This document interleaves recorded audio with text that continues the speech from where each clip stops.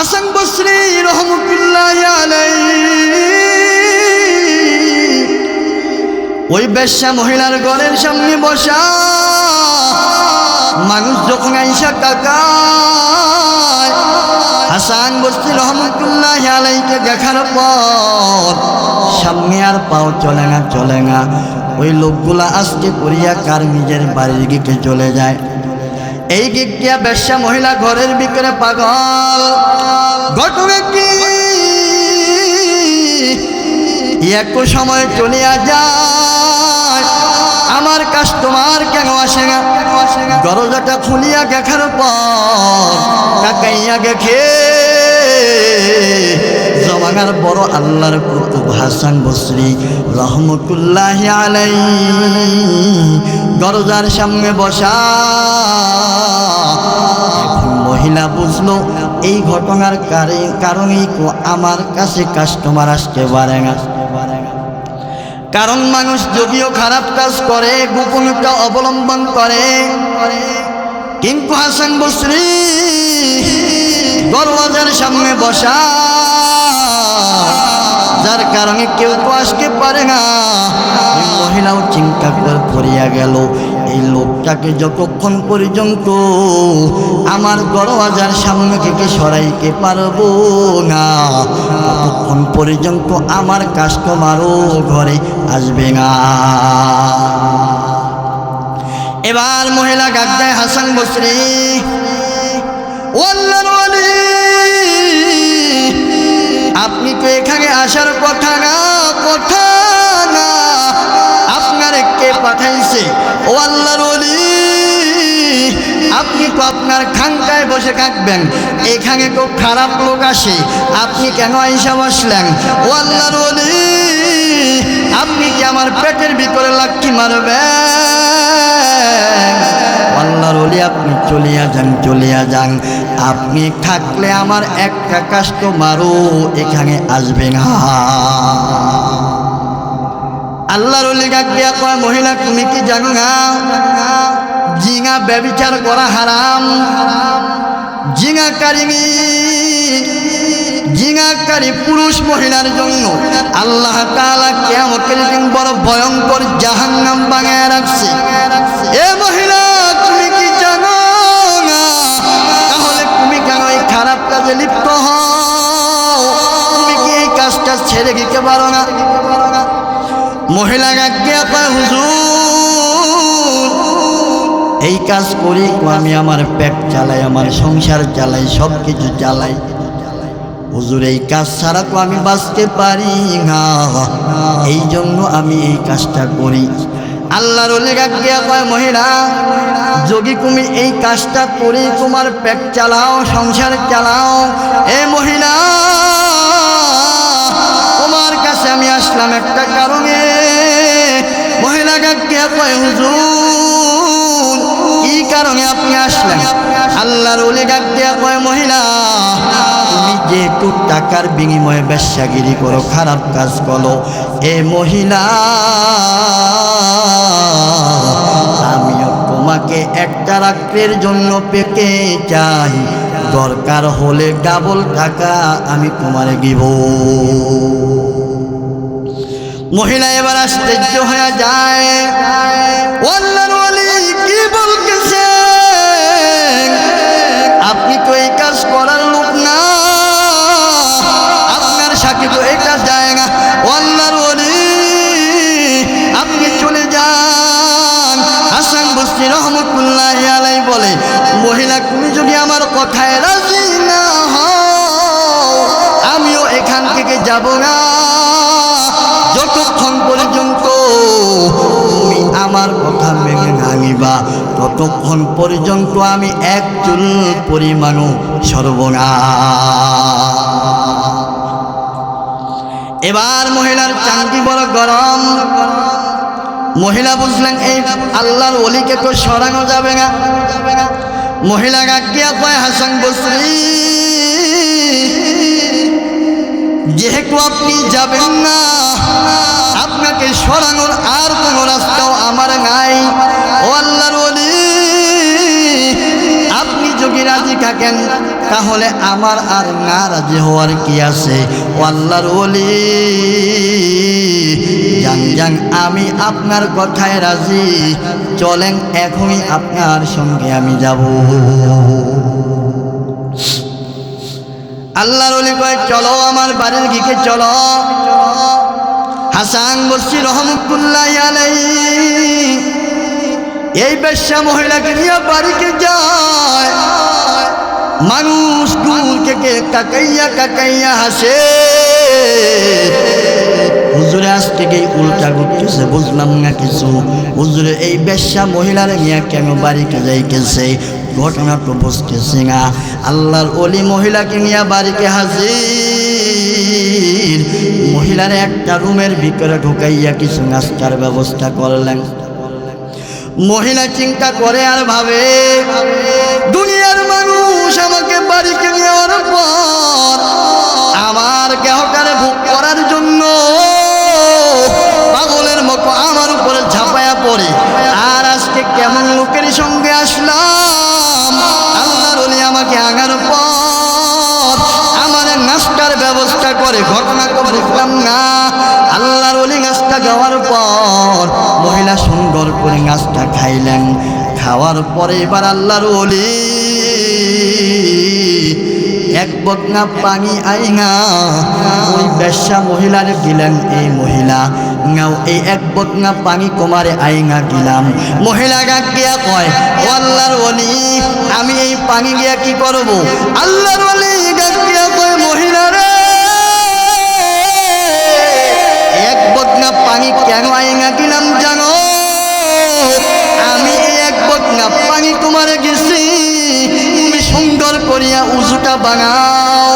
মহিলা গাক দিয়া কয়, ও আল্লাহর ওলি, জীবনে তো কোনোদিন উজু করি নাই, আমি তো উজু পারি নাই। আল্লাহর ওলি মহিলাকে দেখাইয়া গেলেন, এইভাবে তুমি উজু করো। আল্লাহর ওলি বলার পর ওই মহিলা সুন্দর করে আস্তে আস্তে উজুটা বাঙাইলেন। এবার উজুটা বাঙানোর পর আল্লাহর ওলি একটা নামাজের মশলা আইনা মহিলারে গিলেন। মহিলাকে গাওয়ার পর মহিলারে গাকিয়া কয়, মহিলারে, এই যে নামাজের মশলাটা গিলাম, এখানে তুমি নামাজের জন্য দাঁড়ায়া যাও। মহিলা গাকিয়া কয়, আল্লাহর ওলি, জীবনে তো কোনোদিন নামাজ পড়ি নাই, আল্লাহর অবাধ্য কাইকো পাঠাইলাম, আপনি কেন আমার নামাজের কথা বললেন? আপনি তো এই কারণে আমাকে আনেন নাই। ও আল্লাহর ওলি, আমার সঙ্গে অপকর্ম করার জন্য কেন আপনি আমার নামাজের মশলা জ্ঞান? আল্লাহর ওলি গাক দিয়া বলে, মহিলা রে, আমি যেই কারণে তোমাকে আনছি, আমি যা বলবো আজকে তুমি শুনবা। কারণ আজকে রাতের জন্য তোমারে আমি ভাড়া কইরা আনছি, আমি যা বলবো তোমাকে তাই শুনতে হবে। এই নামাজের মশলা তোমারে গিলাম, তুমি নামাজের ভিতরে গাড়ায়া যাও। আমি যেইভাবে তোমারে দেখাইলাম এইভাবে তুমি আজকে করে নামাজের ভিতরে গাড়ায়া যাও। এবার আল্লাহর ওলি কারে নামাজের মশলা গাড় করায়া ওই আল্লাহর ওলি আরেকটা রুমের ভিতরে যাইয়া আরেকটা নামাজের মশলা বিছায়া গাওয়ার পর হাসান বসরি রহমতুল্লাহ আলাইহি সেজদার ভিতরে পড়িয়া যায়। সেজদার ভিতরে পড়ার পর হাসান বসরি রহমতুল্লাহ আলাইহি আল্লাহকে সেজদার ভিতরে পড়িয়া গাক গায়, মালিক, আমি বান্দা হিসেবে যা করা দরকার আমি তাই করছি গো আল্লাহ। ও আল্লাহ, আমি হিকমত কইরা আমি আমার বাসায় আনার পর ও আল্লাহ নামাজের মুসল্লা পর্যন্ত গাঢ় করাইয়া গেলাম। ও গো দয়ার মালিক, আমি তো হেগায়েক দেওয়ার মালিক না, হেগায়েক দেওয়ার মালিক তো আল্লাহ তুমি। সুতরাং তুমি তোমার বাঙ্গিরে হেগায়েক দিয়া একজন মোমেনা ভাঙায়া বাড়ি ফিরায়ও। আল্লাহর ওলি সেজদার ভিতরে পড়িয়া আল্লাহর কাছে অজরে কাগা শুরু করে গেলেন। আল্লাহর ওলি কান্দে আর আল্লাহকে ডাক দেয়, মালিক, হেগায়েকের মালিক আমি হাসান বসরি না, আল্লাহ হেগায়েকের মালিক একমাত্র তুমি। আজকে এই মহিলার হেগায়েক না দিয়া তুমি বাড়িকে ফিরায়ও না। আল্লাহকে হাসান বসরির গাছ দেওয়ার পর আল্লাহর ওলিদের দোয়া বিকা যেতে পারে না। আল্লাহর ওলি দোয়া করার পর আল্লাহর আরশের ভিতরে ঝাঁকুনি শুরু হয়ে যায়। আমার মালিক ওই বাঙ্গিরকে হেগায়েক দেওয়ার জন্য প্রস্তুত। আল্লাহ তাআলা ওই বাঙ্গিরে হেগায়েক দিয়া গেলেন। কিছুক্ষণ আল্লাহকে ডাকার পর এবার হাসান বসরি রহমতুল্লাহ আলাইহি ওই মহিলারে আইসা ডাক মারে, মহিলারে তোমার সাথে যে কথা ছিল আজকে তোমারে আমি আমার ঘর পর্যন্ত আনলাম, আমার কাজ শেষ, এবার তুমি তোমার বাড়ির দিকে রওনা হও। মহিলা ডাক দিয়া কয়, হাসান বসরি দুনিয়ার মানুষ আমার বাড়িতে নেওয়ার পর এবং যারা আমার বাড়িতে আসে আল্লাহর ওলি শুনো, আমাকে পাওয়ার পর আমার দেহটারে ভোগ করার জন্য চিল শকুনের মতো আমার দেহের উপরে ঝাঁপায়া পড়ে। ও আল্লাহর ওলি আপনি তো আমাকে আনার পর আমার চেহারার দিকে একটাবারও ভালো নজরও তাকান না। ও আল্লাহর ওলি আপনার মতো মানুষ আমি আমার জীবনেও তো পাই না।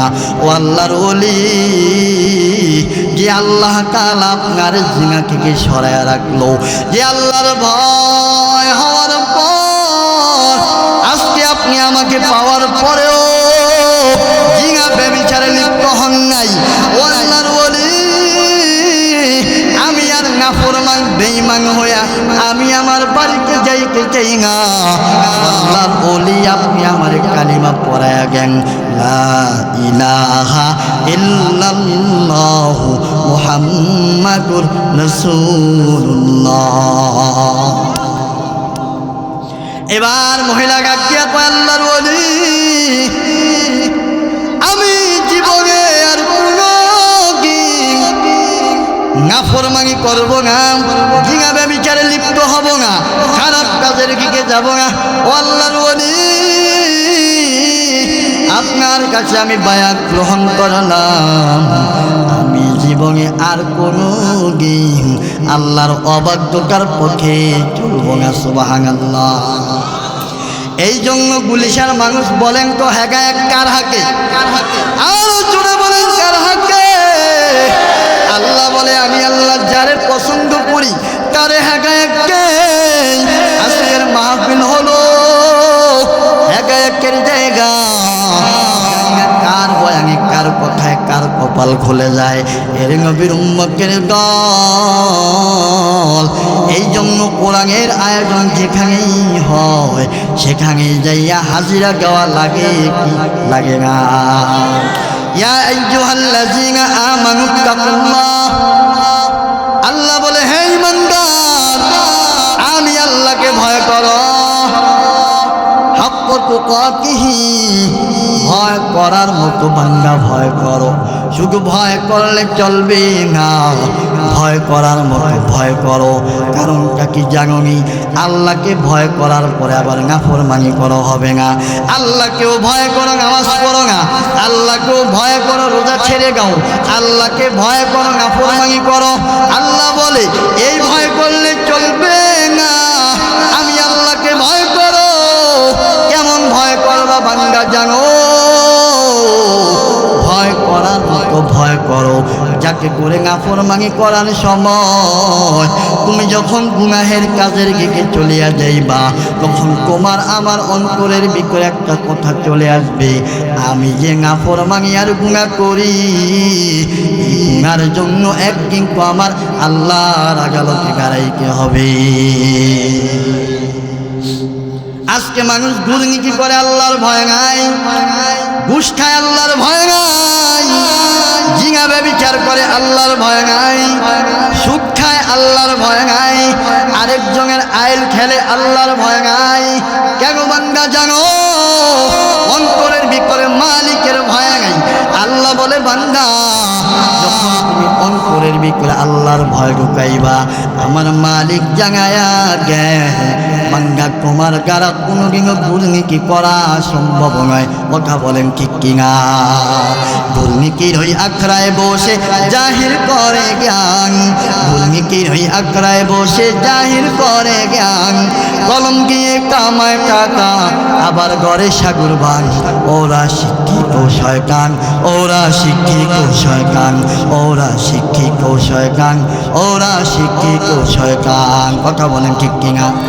ওরা হলো দেশের লাগি মহামারীর মতন, ফাইলে কলম ঠেকাইয়া চালায় ওরা নির্যাতন।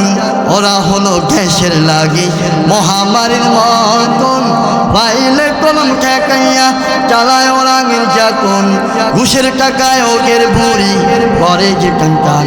ওরা শিক্ষিত শয়তান, ওরা শিক্ষিত শয়তান, ওরা শিক্ষিত শয়তান, ওরা শিক্ষিত শয়তান। কথা বলেন ঠিক কিনা?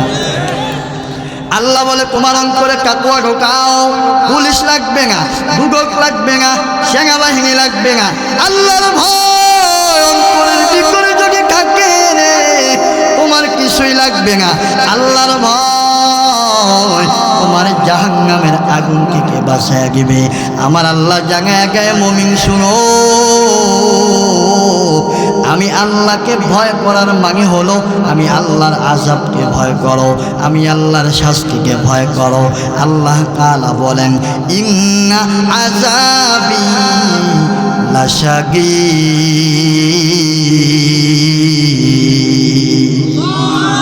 আমার আল্লাহ গাগিয়া কয় আমি আল্লাহর আযাব বড় কঠিন, আমি আল্লাহর আযাব বড় ভয়ঙ্কর। আমি আল্লাহকে ভয় কর বান্দা, ভয় কর। আমি আল্লাহকে ভয় করার পর তোমার কারা গুনাহ হবে না, তোমার কারা অন্যায় হবে না। এরে আল্লাহর বান্দা ভালো করিয়া শোনো। কিছু লোক বলে হুজুর আল্লাহর ভয় করলে সংসার কেমনে চালাইব? বলে কি বলে না? বেতন হলো 20,000, টেবিলের নিচ গিয়া কামায় 50,000। আছে না নাই? না ভিক্ষা কইতাছে। বেতন হলো 20,000, টেবিলের নিচ গিয়া কামায় 30,000। যতক্ষণ পর্যন্ত ফাইলে সই করবে না, যতক্ষণ পর্যন্ত ওই কুত্তারে ঘুষ না দিবে। ঠিক না? জোরে বল। যেই কুত্তা গুখায় অভ্যাস, আর যতই হালুয়া আর বিরিয়ানি যাই গেন লাভ নেই, ওই ঘুষ খাইবে। ভয় তো নেই আল্লাহ। এই জন্য টেবিলের নিচ গিয়া কামায় পায় হুজুর আল্লাহর ভয় করলে সংসার চালানো যায় না। সন্তানটারে ইংলিশ মিডিয়ামে পড়াই, বিশাল বাসা নিয়ে থাকি, 50,000 টাকা ভাড়া। বেতন হইল 20,000, ফ্ল্যাট বাসায় থাকে 50,000 টাকা ভাড়া দেয়। আসে না গায়ে জোরে কন? এখানে গায়ে ঢাকা শহরে আছে নাকি? আল্লাহ রাব্বুল আলামিন বলে মুমিন ওয়া মান ইয়াত্তাকিল্লাহা ইয়াজআল লাহু মাখরাজা। আল্লাহ বলে বান্দা আমি আল্লাহকে যদি ভয় করো আমি আল্লাহ তোমার জন্য যথেষ্ট হয়ে যাব। এরে আল্লাহর গোলাম ভালো করে শুনো, দুনিয়ার কিছুর প্রতি মুখাপেক্ষী হইবা না। আল্লাহকে সহিভাবে মানো, আল্লাহর উপর ভরসা করো। আল্লাহ বলে আমি আল্লাহ তোমার জন্য যথেষ্ট হয়ে যাবে। এরে নবীর উম্মতের দল হযরতে ওমরের জমানায় আল্লাহর একজন বান্দা, ওই বান্দা জীবনভর গান গাইয়া গাইয়া সময় পার করে। আল্লাহর বান্দার কর্ম হলো গান গাওয়া। হযরতে ওমরের জমানায় আল্লাহর বান্দা গান গাইয়া গাইয়া সময় পার করে। মানুষ গান শোনার পর ওই আল্লাহর বান্দারে হাগিয়া গায়। ওই আল্লাহর বান্দারে টাকা দেওয়ার পর ওই আল্লাহর বান্দা এই টাকা দিয়া কার নিজের সংসারটা চালায়। ওই হযরত ওমরের জমানায় ওই আল্লাহর বান্দা গান গাইয়া গাইয়া সময় কাটায়। মানুষটার গানে মুগ্ধ হইয়া 10 টাকা 5 টাকা 100 টাকা দেওয়ার পর হযরত ওমরের জমানায় এই লোকটা এইভাবেই চলে। যৌবনকালে কণ্ঠের বড় সুর। এগুলো মুসলমান আপনাদের কাছে জানতে চাই, বলেন কণ্ঠের শক্তি থাকবে নি, শরীরের পাওয়ার থাকবে নি, যৌবনের পাওয়ার থাকবে নি। আমার আল্লাহ বলে আমি আল্লাহ আস্তে আস্তে আস্তে আস্তে করে শরীরের পাওয়ার কমায়া গে, গাড়িগুলার শাগা ভাঙায়া গেই, দাগগুলা ফেলে গেই, মাথার চুলগুলা শাগা ভাঙায়া গেই, শরীরের ভিতরে ভাঁজ আমি আল্লাহ তাআলা গান করি। শরীরের পাওয়ার কমায়া গেই, কণ্ঠের পাওয়ার কমায়া গেই। ওই উমরের জমানায় ওই বাঙ্গা যৌবনের পাওয়ার পাওয়ার পর এবার গান গাইয়া গাইয়া সময় পার করে, আর যেই জীবিকা নির্বাহ করে ওটা গিয়া কার জীবন কারে সুন্দর করিয়া চালায়। এখন যখন বৃদ্ধ হয়ে গেছে, এখন যতই সুন্দর করে গান বলার চেষ্টা করে, এখন আর কণ্ঠের ভিতরে ওই মজার গান আর বাজে না। এখন আর কেউ কারে টাকাও গায় না, এখন আর কেউ কারে পয়সাও গায় না। আল্লাহর বান্দা গান যতই সুন্দর করে গায়, বৃদ্ধ বয়স হওয়ার কারণে গানের ভিতরে তাল লয় ঠিক থাকে না, সুন্দর করে গাইতে পারে না। এবার আল্লাহর বান্দা পাগলের মতো হয়ে গেল, আহারে জীবনটা গান গায়া কাটাইলাম, এখন আমার উপায় কি হইয়া যাবে। এবার আল্লাহর বান্দার অন্তরের ভিতরে একটা ভয় ঢুকলো। এতদিন পর্যন্ত মানুষ মজা পাইয়া গান শুনে আমার টাকা দিছে, এখন আর কেউ আমার গান শুনবে না, কেউ আমার আর টাকা দিবে না, এখন আমার আর উপায় নাই, কেউ আমার আর জায়গাও দিবে না, কেউ আমার আর টাকাও দিবে না। এখন দুনিয়ার ভিতরে কেউ আমার আপন না, কেউ আমার আপন না। এখন যদি আপন বাঙাইতে হয়, একমাত্র আমার আল্লাহ ছাড়া আর কেউ নাই। কথা বলেন ঠিক কিনা? এর গভীর উন্মুখের গোল আপনাদের কাছে জানতে চাই, সন্তানকে বাবা ফালায়া দিতে পারে, বাবা সন্তানকে ফালায়া দিতে পারে, মা সন্তানকে কেজ্য করিয়া দিতে পারে, আবার সন্তান মারে ফালায়া দিতে পারে, ভাই ভাইকে ভুলিয়া যাইতে পারে, বোন ভাইকে ভুলিয়া যাইতে পারে।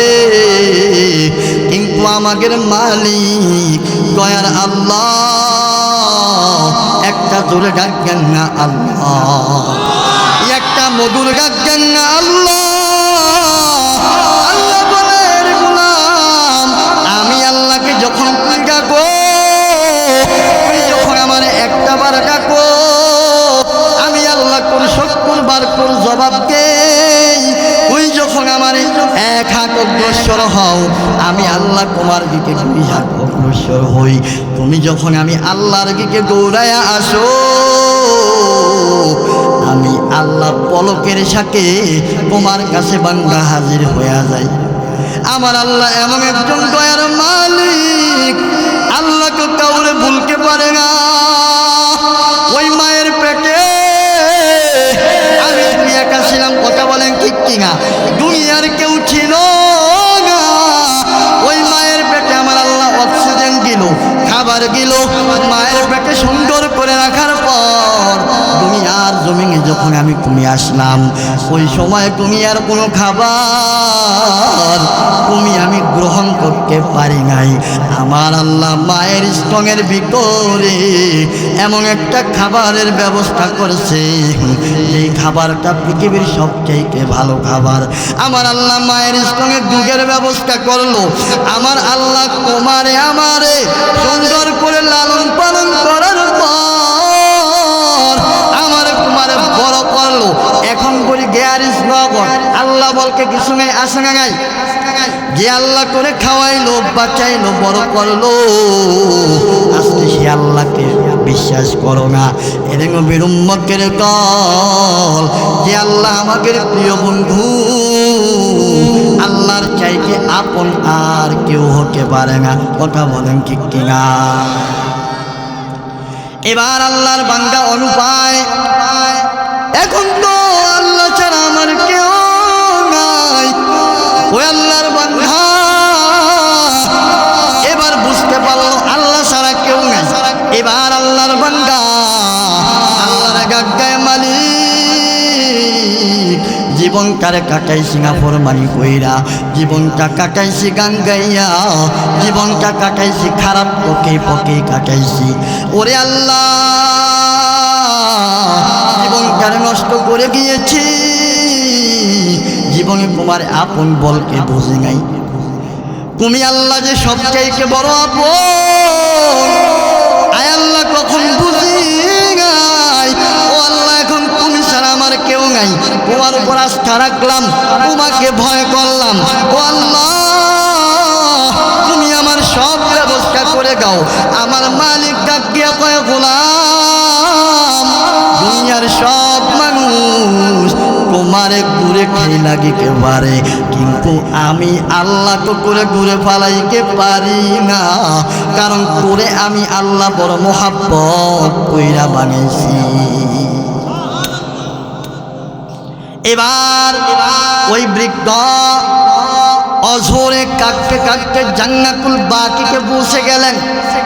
জান্নাতুল বাকিকে পৌঁছার পর এবার আল্লাহর বান্দা সেজদার ভিতরে পড়িয়া গেলেন।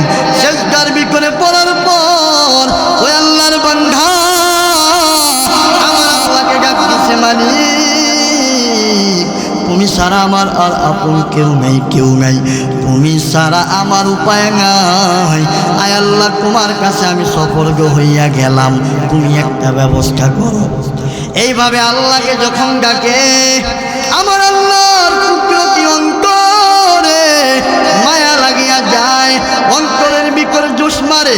আমার মালিক হযরত ওমরকে স্বপ্ন যুগে দেখাইতেছে, এ ওমর, এত রাত্রে তুমি ঘুমাও, আমি আল্লাহ তো ঘুমাইতে পারি না, আমি আল্লাহ কমরাও যাইতে পারি না, কারণ আমি আল্লাহ যদি ঘুমাই পৃথিবী সব কিছু ধ্বংস হয়ে যাইতে পারে। আমার আল্লাহর মুসা নবী কয়, ও আল্লাহ, তুমি কি ঘুমাও না? তুমি কি কমরাও যাও না? তুমি কি ঘুমাও না? তুমি কি কমরাও যাও না? আল্লাহ বলে, মুসা, তোমার হাতের ভিতরে একটা পানি নাও, পানির গ্লাস নাও। মুসা নবী হাতের ভিতরে পানির গ্লাস টাঙিয়া গাড়াইয়া রয়েছে। দীর্ঘ সময় গাড়াইয়া থাকার পর হঠাৎ করে মুসা নবীর একটা তংরা আসলো। তংরা আসার পর হাতের গ্লাসটা হাত থেকে পড়িয়া চূর্ণ বিচূর্ণ হইয়া যায়। আমার আল্লাহ ডাকিয়া কয়, মুসা রে, মাত্র একটা পানির গ্লাস তোর হাতের ভিতরে আমি আল্লাহ গেছি। ও মুসা, বেশি সময় নয়, অল্প একটু সময়ের ব্যবধানে তোমার হাতের গ্লাসটা তংরা আসার কারণে ভেঙ্গে চুরমার হয়ে গেছে। ও মুসা, তুমি বলো আমি আল্লাহ ঘুমাইনি। ও মুসা, আমি আল্লাহ যদি ঘুমাই, এইভাবে পুরো পৃথিবীটা ধ্বংস হয়ে যাবে। আল্লাহ রাব্বুল আলামিন হযরত ওমরকে ডাক দিয়া বলে, ওমর, তুমি তো ঘুমাও, কিন্তু আমি আল্লাহকে ঘুমাইতে পারি না।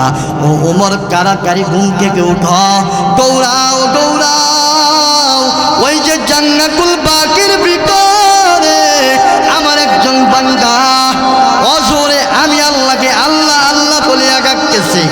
ও ওমর, কারাকারি দৌড়াইয়া কার কাছে যাইয়া কথা শোনো, কার কি সমস্যা, কার কি পেতে চায়, কার সমস্যা সমাধান করো।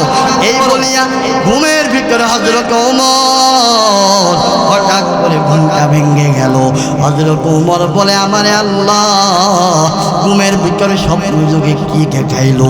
হযরত ওমর এবার দৌড়ায় দৌড়ায় দৌড়ায়, হযরত ওমর দৌড়াইয়া ওই জান্নাতুল বাকির দিকে দৌড়ায়। যখন হযরত ওমরের পায়ের শব্দ শুনল, ওই আল্লাহর বান্দা বৃক্ষ দৌড় আরম্ভ করলেন। দৌড় আরম্ভ করলেন হযরত ওমর গায়ে বৃদ্ধ, এ বৃদ্ধ, কোথায় যাও? আর দৌড়াইও না, আমি তোমার কাছে আসতেছি। বৃদ্ধ ভয় পাইছে ওমরের জমানায় একটু নাফরমানি করা যায় না, কিন্তু আমি তো ওমরের জমানায় গান গাইছি, মনে হয় ওমর এটা জানছে, এই জন্য হযরত ওমর আমাকে ধরার জন্য আসছে। ভয় পাইয়া দৌড়ানো আরম্ভ করলো। ওমর গায়ে বৃদ্ধ আর দৌড়াইও না, কারাকেরি দাঁড়াও, আমি তোমার কাছে আসতেছি, তোমার সঙ্গে আমার কথা আছে, তোমার সঙ্গে আমার কথা আছে, দাঁড়াও। এবার বৃক্ষ দাঁড়ায় যায়। হযরত ওমর বৃক্ষকে ডাকিয়া বলে, এর বৃক্ষ রে, এমনি আল্লাহরে ডাকছো? ওর ডাকটা তো আল্লাহর আরশ পর্যন্ত পৌঁছে গেছে, ওর ডাকটা আমার আল্লাহর কাছে কবুল হয়ে গেছে। এরে বৃক্ষ বল বল বল, কি সমস্যার জন্য আল্লাহকে ডাকছো? আমারে আল্লাহ এই গভীর রাত ঘুমের ভিতরে স্বপ্ন যোগে তোর সব কিছু দেখাইছে, আমারে আল্লাহ তোর কাছে পাঠাইছে, তোর কি সমস্যা এটা জানার জন্য। এবার বৃক্ষ লোক ডাকিয়া কয়, ওমর সারাটা জীবন গান গাইয়া গাইয়া সময় পার করছি, জীবনে কোনোদিন নামাজ পড়ি নাই, জীবনে কোনোদিন আল্লাহ বলকে জানি নাই, জীবনে কোনোদিন আল্লাহর ইবাদত করি নাই, কিন্তু ওমর আজকে বৃক্ষ হয়ে যাওয়ার পর আমার কণ্ঠের সুর নষ্ট হয়ে গেছে, এখন যতই গান গাই আমার গান কেউ শুনতে চায় না রে ওমর। এখন তো আমার আর উপায় নাই, ফ্যামিলি থেকেও আমাকেও তাড়াইয়া গেছে, মানুষ আমাকে প্রত্যাখ্যান করছে, এখন আমার আল্লাহ ছাড়া পৃথিবীকে আপন বলতে কেউ না। হযরত ওমর ডাকিয়া কয়, বৃদ্ধ তোর জীবনের শেষ ডাক আল্লাহকে এমন ভাবে ডাকছো, আমার আল্লাহ তোর ডাক পছন্দ করছে। এ বৃদ্ধ যতদিন পর্যন্ত বাঁচবি বাঁচবি, আমি ওমর তোমার দায়িত্ব নিলাম, জীবনে কিছুর জন্য আর তোর সমস্যা নাই, মৃত্যু পর্যন্ত রাষ্ট্রীয় কোষাগারে তুমি থাকবা, তোমার সব দায়িত্ব আমি ওমর নিয়ে নিলাম। এর নবীর উম্মতের দল জীবনের সব জীবনটা নষ্ট করে যাওয়ার পর এখন শেষ বয়সে আইসাও যোগী আল্লাহকে ভয় করিয়া কোনো বান্দা জীবনের সব গুনার জন্য ভাঙা যায়, আমার আল্লাহ এত দয়ার আগুনের গর্ত হয়ে যাইবে, আবার অন্ধকার কবরটা কাহার জন্য বেহেশতের বাগান হয়ে যাইবে। এর নবীর উম্মতের দল ওই কবরটা কাহার জন্য শান্তির ঘর হয়ে যাইবে, ওই কবরটা কাহার জন্য আগুনের গর্ত হয়ে যাইবে। এই জন্য হযরত ওসমান, এই জন্য হযরত ওসমান কবর দেখার পর চিল্লায় চিল্লায় কাঁদতো, কারণটা হলো ওই অন্ধকার কবরে বান্দাকে রাখার পর ওই বান্দার চিহ্নও থাকবে না, সব কিছু শেষ হয়ে যাইবে। ওই বান্দাকে কবরে রাখার পর যতই প্রভাবশালী হোক না কেন, ওই অন্ধকার কবরে যাইয়া শিল্পপতির পরিচয় চলবে না, কোনো দানবীরের পরিচয় চলবে না, কোনো বড় আলেমের পরিচয় চলবে না। ওই অন্ধকার কবরে যাওয়ার পর ওই অন্ধকার কবর আপনার আমার গাওটারে কুড়ে কুড়ে খাইয়া ফেলবে। এর নবীর উম্মতের দল কিছুদিন যাওয়ার পর ওই কবর খনন করার পরে আপনার আমার গাহ কিছুই থাকবে না, থাকবে না, কথা বলেন ঠিক কিনা? 6 দিন পরে নখ খসে যাবে, 9 দিন পরে চুল, কবর গায়ের সামানে নিকে কইর না কেউ ভুল, কবর জায়গা ভালো নয়, আমল গিয়ে কবর জীবন সাজিয়ে নিতে হয়, কবর জায়গা ভালো নয়, আমল গিয়ে কবর জীবন সাজিয়ে নিতে হয়। ছয় দিন পরে নখ কষে যাবে, 9 দিন পরে চুল। কবর গায়ের সামান নিকে কইল না কেউ ভুল। কবর জায়গা ভালো নয়, আমল গিয়ে কবর জীবন সাজিয়ে নিতে হয়। কবর জায়গা ভালো নয়, আমল গিয়ে কবর জীবন সাজিয়ে নিতে হয়। শখেরও দিন পেট ফেটে শেষ, পোকার খাদ্য হবে। 60 দিন পরে গোশ থাকবে ভেঙা, কঙ্কাল পরে রবে। শখেরও দিন পেট ফেটে শেষ, পোকার খাদ্য হবে। 60 দিন পরে গোশ থাকবে ভেঙা, কঙ্কাল পরে রবে।